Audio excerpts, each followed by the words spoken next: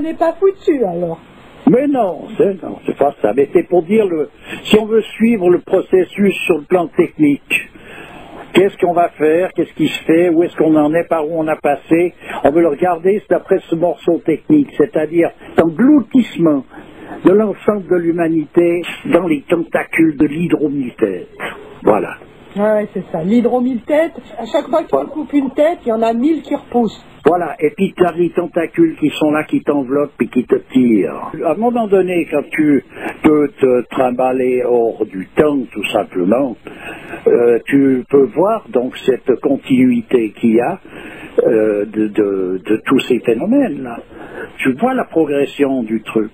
Ouais. Et quand il y a eu des personnages comme Guénon qui sont venus crier, sonner le tocsin, parce que c'est vraiment ce qu'on appelle le tocsin.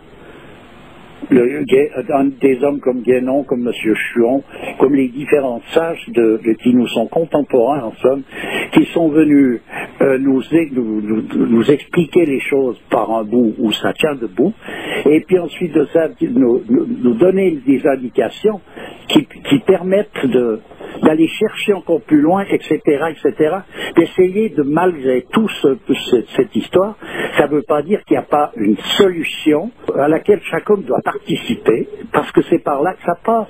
Donc, si tu vas chercher ton origine par ce bout-là, tu vas dans la direction où il y a la réponse finale, tu comprends ? Voilà. En fait, le tocsin, c'était la sonnette d'alarme. Ah mais c'est ça, c'est le tocsin. Attention, là c'est le moment, c'est la berre qui sonne. Oui, mais c'est pas entendu. Peut-être bien, mais pour celui qui cherchait, eh ben je peux te dire que c'était entendu. Moi je me souviens, je me rappelle de mon père quand j'étais petit. J'avais 5 ans. Quand mon père, tout d'un coup, il a pris connaissance de Guénon, de ces personnages-là. Parce que lui, c'était un chercheur depuis qu'il est né. Mon père. Ouais, je dis bien, à l'âge de 7 ans, il était sous les réverbères à gaz, là, ou à pétrole, je sais pas quoi, les pieds dans l'eau froide, pour pouvoir étudier, parce que son père voulait pas qu'il étudie. Oui, tu nous l'avais raconté. Donc, je l'ai raconté. Donc, je veux dire par là, je le remets vite dans le contexte parce que ça va avec. Donc, un gamin de 7 ans qui avait déjà lu toute l'œuvre de Platon, etc., puis qui se maintenait les pieds dans l'eau froide pour pouvoir essayer de voir clair, je pense qu'à un moment donné, c'est qu'il en voulait. On pourrait dire qu'il était surdoué.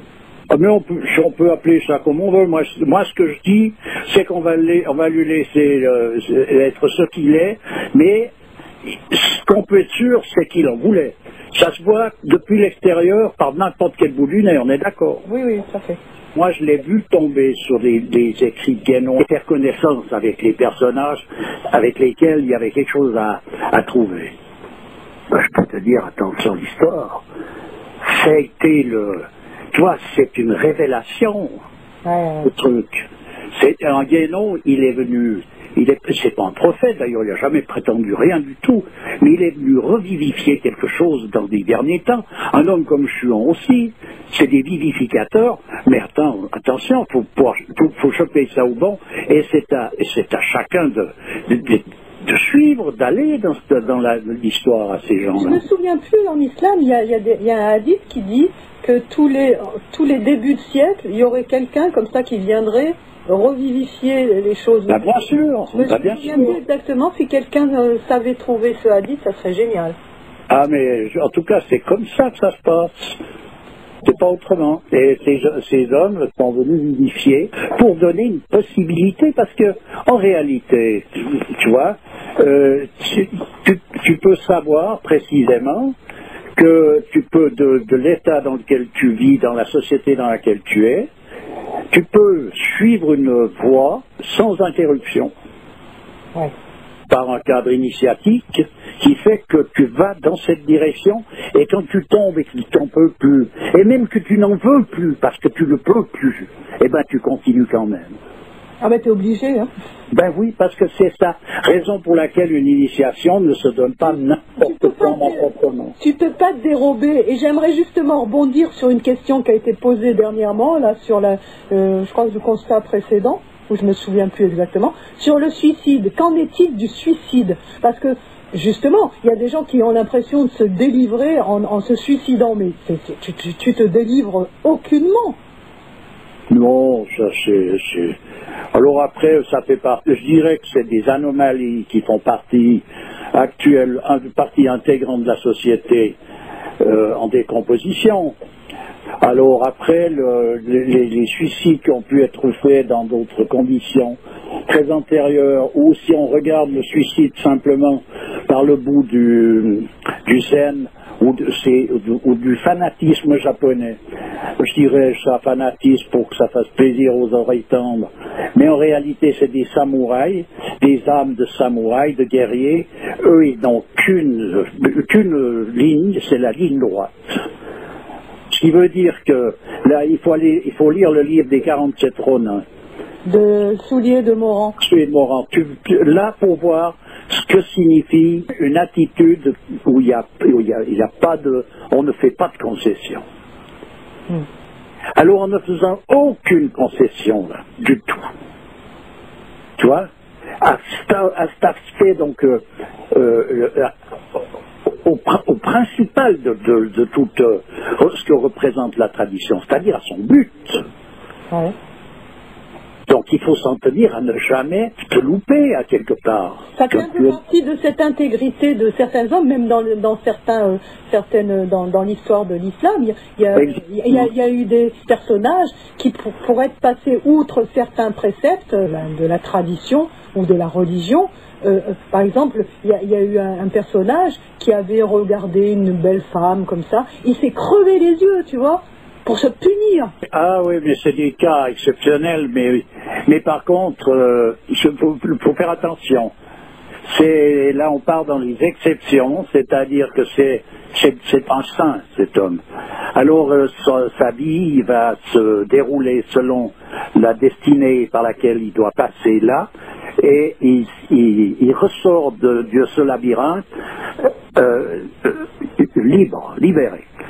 Donc, à des gens comme ça, il leur arrive des trucs où, franchement, encore, nous, chacun peut se plaindre de ce qui nous arrive, mais à eux, il leur arrive des choses qui sont insurmontables, normalement. Insurmontables. Eh bien, ils le surmontent. Donc, tu vois un peu la poigne que peut représenter ces personnages-là. Tu vois, mais même pour tout un chacun, il y a toujours la possibilité, elle est en rapport avec les capacités de chacun. La justice, comme j'ai déjà dit souvent, c'est pas un mot qui a été inventé dans la tradition. La justice de Dieu, c'est qu'il n'y a pas, c'est irréprochable, c'est au-delà de l'irréprochable. Non, mais ce que je voulais dire là, c'est que c'est passage à l'acte, tu vois, en fait. À l'époque, c'était dû à une certaine intégrité de la personne par rapport à ses croyances, à tout un tas de choses. C'est vrai, mais actuellement, c'est assujetti, on pourrait dire, dans la quasi-totalité au désespoir. Que ça ne l'était pas à l'époque, tu veux dire? Non, c'était bien. Non, ce qui aurait été désespérant, c'est qu'ils n'y arrivent pas. Ah oui. Attends. Oui, mais moi je pense pas que Dieu te demande d'aller jusqu'à ces extrêmes. Ah, mais il faut, attends, je vais te dire, je sais pas, moi, savoir exactement ce qu'il nous demande, jusqu'où il faut aller. Je sais que je vais jusqu'où je peux, péniblement, mais alors très péniblement, et puis le restant, Dieu seul le sait. Oui, c'est sûr. Voilà. Non, mais je veux dire, c'est pas pour justifier ce genre d'acte. Ah, mais il n'y a aucun justifié. On ne peut rien justifier dans la réalité des choses. On ne peut rien justifier. Tu es enflammé, c'est-à-dire que c'est comme si tu as pris une bonne cuite, puis tu commences à raconter n'importe quoi. C'est tout. Voilà. J'ai pas compris ça. Eh bien, parce que ça veut dire qu'à un moment donné, l'homme, il divague totalement. Ouais, d'accord. Raison pour laquelle, tu vois, même toutes les explications qui se donnent, il faut faire attention, il y a 2-3 personnages qui arrivent à lire entre les lignes de tout ça, mais pour que ça transpire quelque chose d'authenticité, actuellement c'est devenu très dur parce que ce qui est authentique, on le voit tous les jours, la technologie, tu comprends ? Voilà, donc c'est ça, à se détacher du principe, tu rentres dans le jeu par la force des choses. Raison pour laquelle il a fallu donc détruire les religions. Et la dernière qui tient debout, on pourrait dire, parce que oui, c'est l'islam, mais elle tient debout péniblement, disons, on va pas dire qu'elle est debout, hein, d'accord? Mais par contre, il y a encore des résistances réelles. Ouais, celle-là, je sais pas pour combien de temps il y en a, hein. Et quand il n'y a plus, ou qu'il n'y a plus d'hommes de prière sur Terre, parce qu'il y a actuellement dans tout cadre traditionnel, il y a des personnages qui sont dans l'axe, et mais c'est leur devoir. Leur devoir, c'est de se cacher. Ça fait partie des devoirs. Ouais. Alors quand j'ai parlé tout à l'heure de ce que représentaient les devoirs chez ces hommes-là, qui vont jusqu'au bout sans lâcher prise, eh ben je vais te dire une chose, si c'est un devoir, c'est il faut qu'il reste caché. Ouais. Tu comprends? Parce qu'autrement, il ne sait pas. Imagine simplement d'ailleurs en plus, imagine le prophète ou le Christ qui arrive à Paris ou à Avignon, machin. Alors il est embastillé pour aller aux Folies Bergères ou bien dans je ne sais pas quelle histoire, là. Il va falloir qu'il participe à ça. Puis s'il ne trouve pas sa bonheur, il n'est pas des nôtres, hein. Et au bout d'un moment, il est là, on va s'occuper de son cas dans un asile psychiatrique. Oui, c'est sûr. Moi, on est d'accord. Je discutais dernièrement avec un mocadème, je veux dire, sa position, le titre qu'il a, il le vit péniblement, hein, je peux te le dire. Bon, je vais te dire, moi, je comprends trop bien. Parce qu'il est la cible de toutes les attaques. Ah ben tout, il n'y en a pas une. Attends, mais la cible de toutes les attaques, mais je vais te dire une chose par contre. Il n'a pas plus de problèmes que ceux qui l'attirent et que ceux qui l'ont attiré. Non mais il a un paratonnerre par contre. Voilà, l'histoire c'est de nouveau, il accomplit son destin. C'est là où tu vois, quand tu dis que la miséricorde surpasse la rigueur par rapport à Dieu, c'est que c'est quand même grâce à Dieu qu'on a toutes ces possibilités. Et qu'il reste encore un mocadème ou un personnage dans une autre tradition ou dans chaque tradition capable de pouvoir transmettre l'essentiel de ce que peut représenter le but final de l'homme. Attends, c'est pas de la miséricorde par rapport à l'état dans lequel on vit, à la manière dont on vit? Ah ben si. Eh ben voilà. Et donc, il ne peut pas se dérober, tu vois, et personne ne peut se dérober. Il n'y a pas une personne sur cette terre qui ne peut se dérober de la situation dans laquelle elle est. Ouais, c'est ça, exactement. Que ce soit le concierge du coin, que ce soit même le président de la République, j'ai envie de dire. Même, attends, je vais te dire un truc, que ce soit lui ou un autre, ou que ce soit n'importe qui, le problème n'est pas là, c'est que c'est comment est-ce qu'il faut dire ça? Ça fait partie des fondations même de la raison d'être de l'homme. Parce que l'envie de tout plaquer, de tout foutre en l'air, de tout envoyer gicler pour se dérober à l'autre bout de la planète, je pense que tout le monde l'a. Oui, puis encore, le seul qui réussit à pouvoir le faire, c'est que son rôle était d'aller là-bas pour continuer de le faire. C'est comme dans une pièce de théâtre. Hein.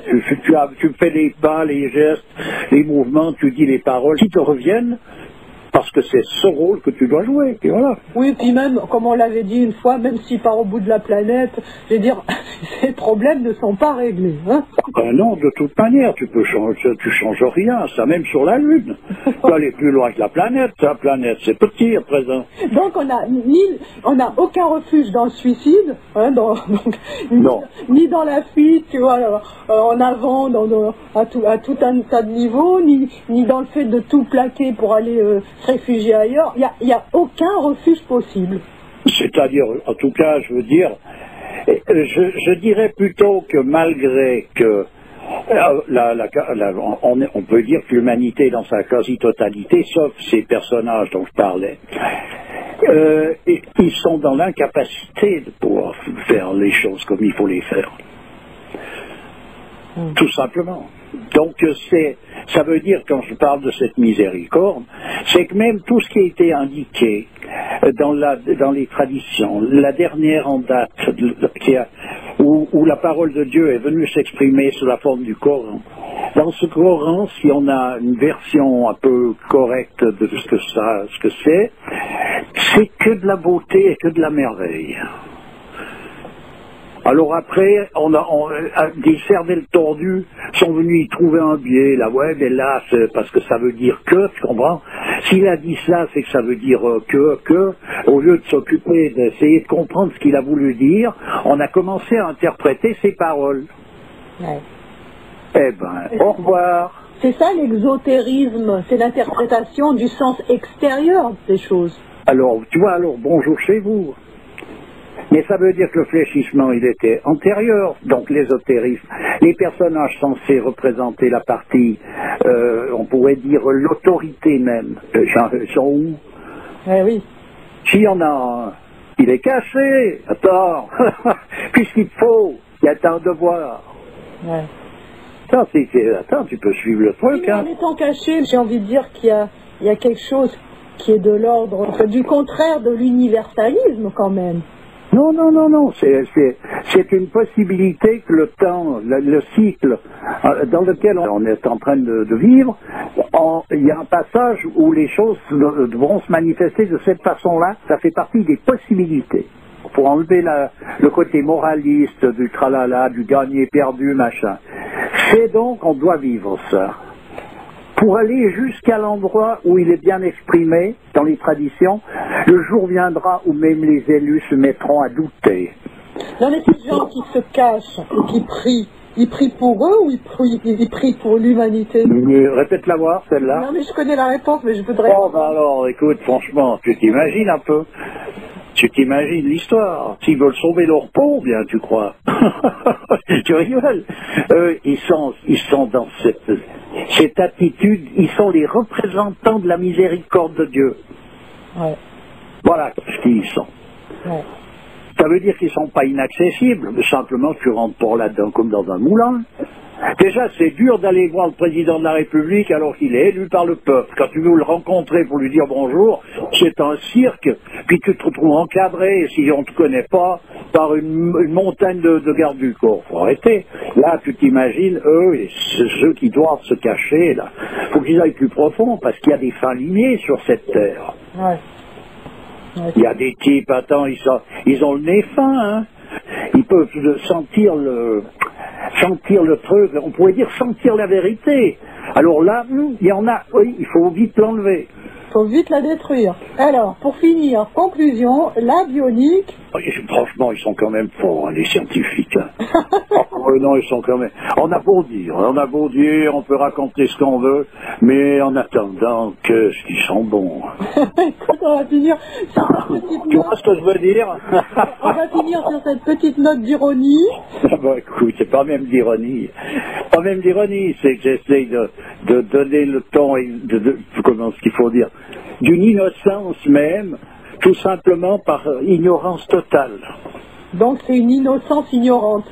Oui, à un moment donné, on pourrait dire pourquoi on peut finir encore un bout. Allez, vas-y. Pourquoi est-ce que la miséricorde surpasse la rigueur?